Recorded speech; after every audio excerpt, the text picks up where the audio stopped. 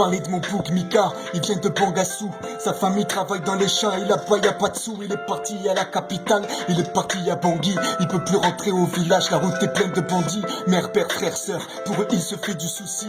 Il est le frère aîné donc responsable de leur réussite. Il est parti avec son frère, ils savaient rien là-bas. Ils ont fini chez un couple missionnaire d'Américains tout bave.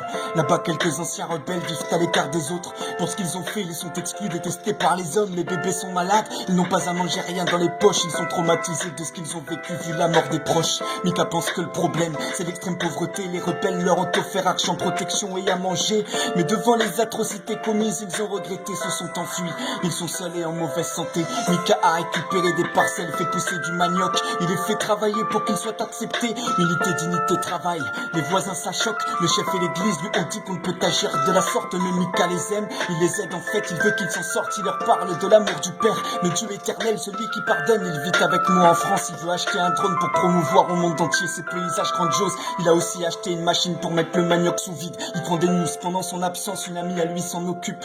Des fois ça va, mais souvent je l'ai vu souffrir, c'est pas toujours évident. L'Occident et ses voluptes, Mika veut faire son business. Il veut que l'Afrique se lève, ici il fait connaissance avec le racisme, mais il veut que les cœurs s'élèvent. C'est Dieu qu'il célèbre, jour après jour, ce sont des louanges qui prennent vie sur ses lèvres. Difficile pour lui de suivre Christ. Les blancs se sont servis de la Bible pour asservir ses frères pour qu'ils ne soient plus libres. Mais il étudie dur, il sait que ce n'est pas écrit, que les colons ont menti, qu'il n'était pas chrétien en fait, juste égoïste et sordide. Il utilise internet à bon escient, il fait des formations, il veut développer les talents qu'il voit dans sa nation. Son pays est en guerre, dans l'aliénation. AKM5 ça brûle, sens-tu la fumée, vois-tu ses émanations. Mika est venu avec moi voir les réfugiés des bords de lac. Il comprend pas pourquoi ils quittent chez eux pour un monde si glauque. Avec l'argent du voyage ils peuvent monter le business sur place. L'Occident ne ressemble pas à ce qu'on voulait lui faire croire. Il ne veut pas rester ici, il veut rentrer chez lui.